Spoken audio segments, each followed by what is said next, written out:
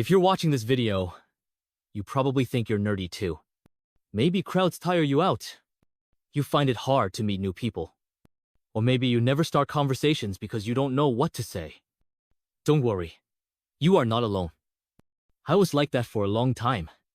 But over time, I realized that with some small steps, socializing is not such a scary thing. In this video, I'm going to show you some simple but effective ways to socialize that even a nerdy person can do. First, let's be clear. Being a social is not a bad thing. Asociality usually refers to being introverted, preferring to be alone. This does not mean not seeing anyone or hating people. In fact, most of the time, asocial people are very good listeners. Sometimes, however, being alone for a long time can make us unhappy. We may secretly want to talk to someone, to belong somewhere, but we don't know where to start. This is where some small but effective steps come into play. These steps will have a big impact on you. So why should we socialize? Socializing helps us build healthy relationships with people. Making friends reduces our stress. Talking to someone and sharing our feelings makes us feel stronger and happier.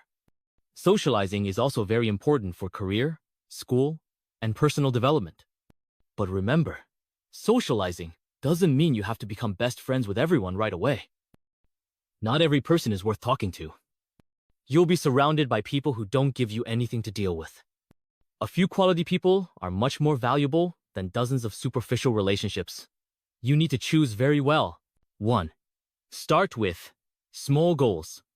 Don't immediately set yourself big goals like, I will become an extrovert.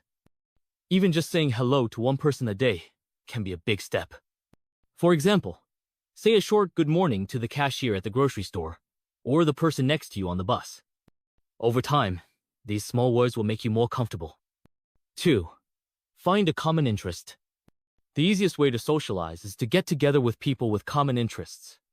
Book clubs, play groups, gyms, or volunteer organizations. It's easier to talk if there are already people around who like the same things as you, because you have the same interests. You already have something to talk about.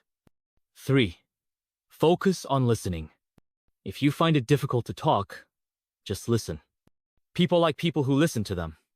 Ask simple questions like, how are you doing? What do you do? Just listen with interest while they talk. Over time, you will become more involved in the conversation.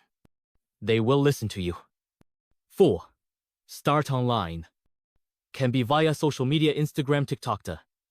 If face-to-face is difficult, start socializing online. Discord servers, Reddit, Telegram groups. There are lots of communities according to your interests. Corresponding here is less stressful and will gradually open you up. 5.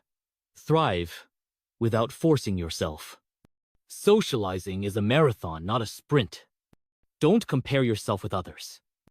No one is born social. Everyone learns to be that way. Say hello today. Have a chat tomorrow. Over time, these little things will make you more open. Over time, you will evolve. I lived as an asocial person for a long time. The person who is telling you this now has been through this and has experienced the most painful experiences. Talking to people used to feel like a chore. But one day, I said to myself, will I always be alone like this? I took the first step. I was scared. I sweated. I was embarrassed. But then I realized that most people are actually open to talking. And I'm not such a bad person. And neither are you. You just need to give yourself some time and a chance. You'll do it. Remember, socializing is not something you have to do, but it's something you can achieve if you want to.